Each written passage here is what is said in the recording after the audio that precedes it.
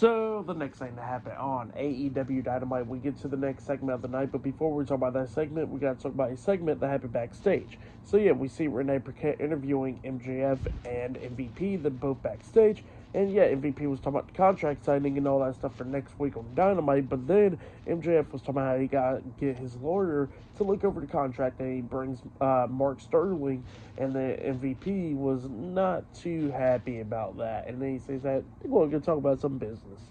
So yeah, pretty interesting stuff to see right there. MVP not happy about that stuff, but we get to the next segment of the night where we see Nigel McGuinness inside the ring with Tony Schiavone, and Nigel wants to apologize to Tony Schiavone, but then he says that he wants to apologize to Daniel Garcia face to face.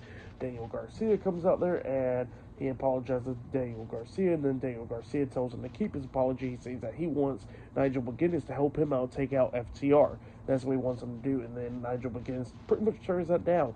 But then all of a sudden we see Stokely Hathaway come out there, and Stokely was talking about how FTR is not there tonight, but then he says that the coolest punishment for Nigel McGuinness is if he teams up with Daniel Garcia to take on the greatest tag team ever, FTR, and Nigel pretty much still declines it, and then Daniel Garcia was like, come on man, like, let's do this, and, you know, Nigel did not know what to really say, and then Stokely says that Nigel knows that he's going to not barely beat FTR, just like how he barely beat Hepatitis, and that's what he says there. And Nigel's not happy about that. He starts walking towards Stokely, but then he gets attacked from behind by FTR, and then we see Daniel Garcia gets hit with the Shatter Machine by FTR, and the FTR was trying to hit the power driver onto Nigel up until Matt Menard come running in there with a crowbar, chasing FTR out the ring. So yeah, that's wiping there. Pretty good segment there.